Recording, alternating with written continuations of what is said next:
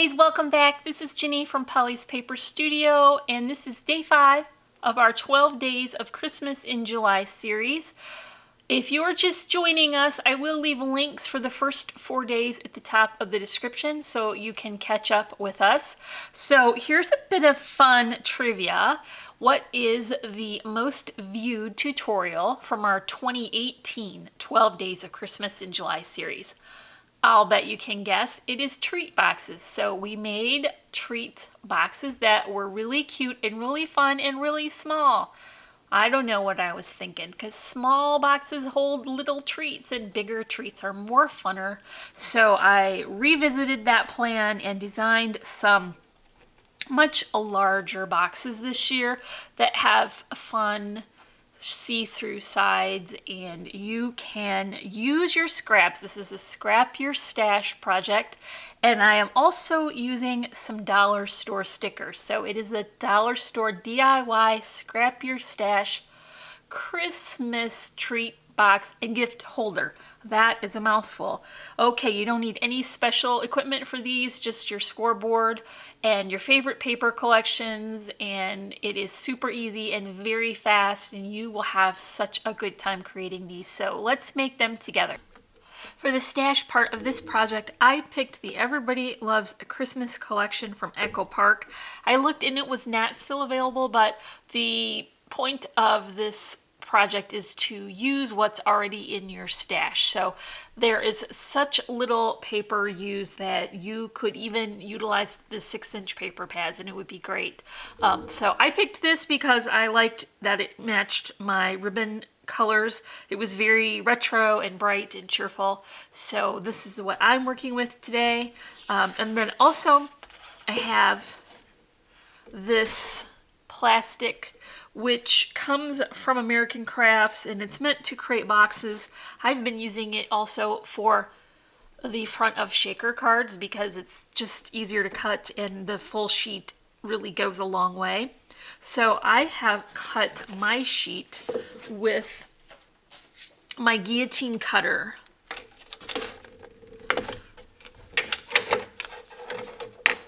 To get a good straight edge, and I know it will be very difficult to see that clear plastic, but you want to take it to your scoreboard, and it helps to have the full width of 12 inches for that. So my plastic strip is 3 inches by 12 inches, and I'm going to score it at 1 inch.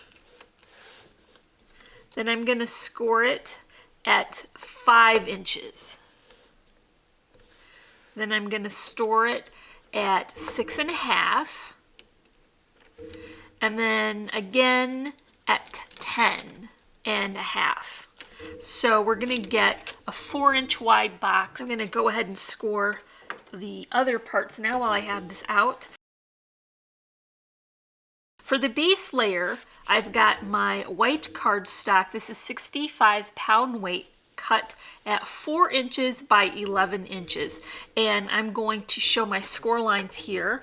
1 inch, and then 1 3/4, and then 4 3/4, and then 6 1/4, and then 9 1/4, and then 10. So what you're going to get is the bottom is going to be 1.5 inches by 4, and then each front and back portion will be 3 inches high by 4, and then because it is 1.5 inches, half of that is going to be 3/4 of an inch. So the very top is going to be 1 inch. So now we've created the base for the cover.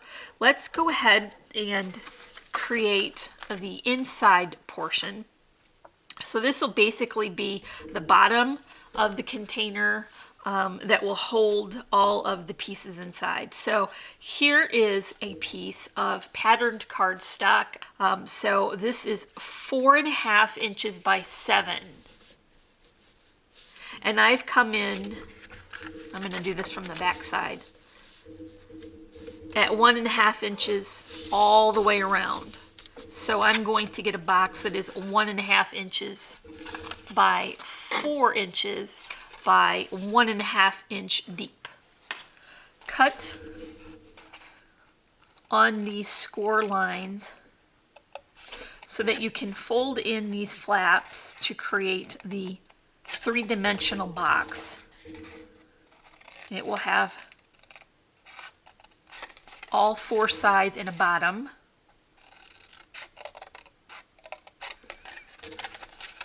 And I put my adhesive on the smaller portions at the top and bottom.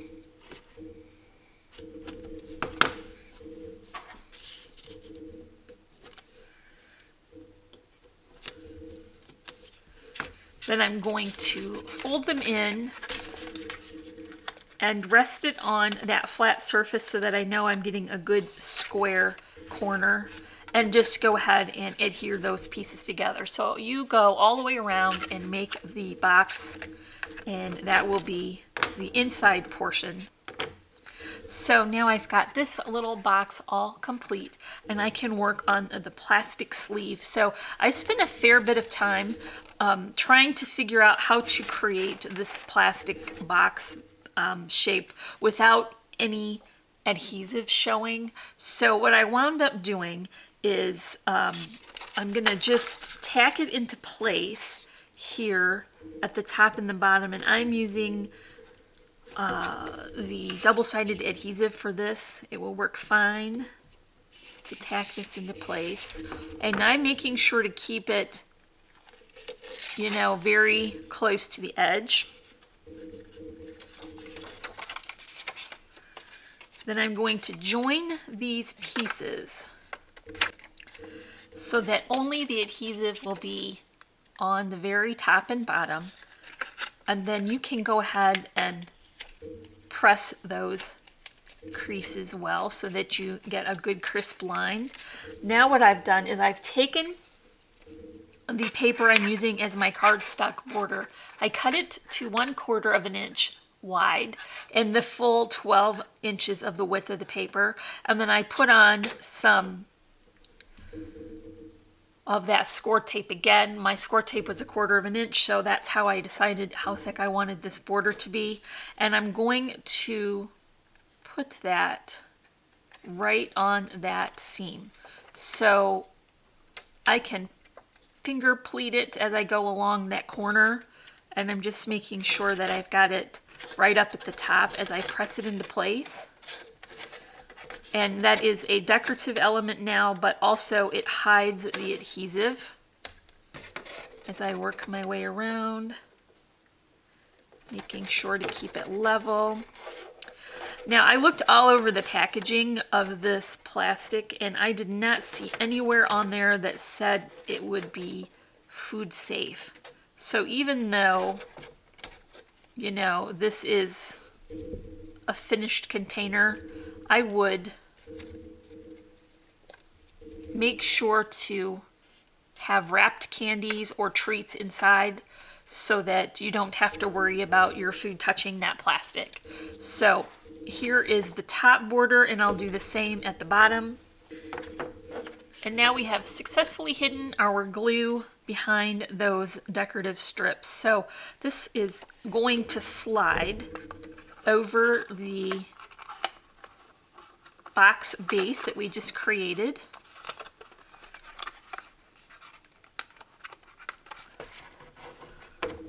And now we've got sides and bottom of our box, and we can work on the cup. I'll bring my base back in so that we can start working on this. So the portions of this are going to be 4 by 3, and then 3/4, and then 1. So I've already cut my layers, and I'm going to start on the back. Here is a double layer of matting, and these are super bright colors, and they are so cheerful and cute. And I'm gonna start layering on my pattern papers as well. So I was thinking earlier about how this would make the perfect little container for a gift, a small gift, or a gift card. Or I have made in the past, over the years, various versions of a winter survival kit. And that would consist of like tissues, a small like personal size pack of tissues, some chapstick and hand sanitizer, or a pair of dollar store gloves. It's just a little something that people always seem to need. And that way you can gift someone a little winter survival kit. And then I thought also that it would look so cute on a display. If you had, my dream is to have one of those Pottery Barn layered tray displays with all the cocos and drink mixes and that kind of Christmas decor. You could make this and tuck that into there as part of the decor. Or that acrylic is thick enough that you could use your hole punch and punch a few holes around the top and fill it with a nice potpourri, so you could have the smell of it, but it wouldn't be out in the open. That would be a cute addition to a display, and especially for people like me who have cats, because I don't want them to decide that they want to sample something they're not supposed to eat. So if I did, a covered dish of that, then I could be more confident that they're not going to eat something they're not supposed to. I've got a border here. This is a stitched hillside border, and I've got that cut from sparkly glitter paper, and that's just going to the bottom. So here's my focal chipboard sticker. Now this is the part where it is the dollar store portion, and this is a packet that I picked up last year, and I've been hanging on to it, and I thought that really matched my ribbon and my color choices for the patterns of paper perfectly. So I've got scrapped my stash and dollar store DIY here, and it's just the most perfect size. I do not trust the adhesive on the back of chipboard stickers, especially if I hang on to them for quite a while. So I'm going to reinforce that with glue, and I will be sure that it will stay in place. I love that retro graphic bell. I've got a couple little flowers here and some die cut foliage, and that's just going to go on the top to cover where that hole is. This probably was meant to be a tag, but I'm just going to cover that up with my flowers. I think this is so cute, y'all. So here's my treat portion of the box, and that will tuck neatly inside, and then I can close it up with a clip that is just a wooden paper or a wooden clothespin, and I've tied a little bow and topped it with jingle bells and some coordinating burlap string.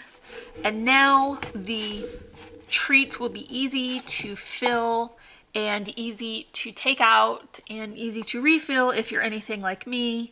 And it just makes a super cute way to gift someone a handmade treat or a gift card or a small present. And so this would be one of the boxes that I created, and I started with this one. I didn't know how much I wanted it to decorate the front, so I added some more graphic imagey paper here with the Christmas sentiment, and I took some stickers that were included in the sticker sheet and just added them to metal rimmed mailing tags and put those on my clip.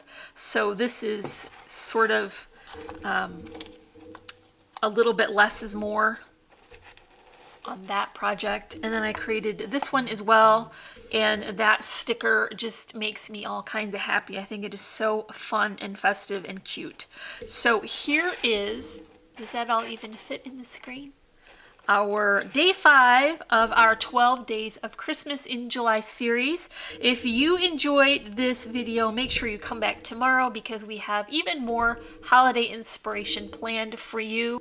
Make sure to leave me a thumbs up and leave me a comment. I'm getting back to them as quickly as I can, and I want to read through and enjoy all of your comments on these holiday projects. So if you are not already, I would love for you to subscribe. And as always, I'm wishing you a happy and productive day, and I thank you so much for watching. Bye.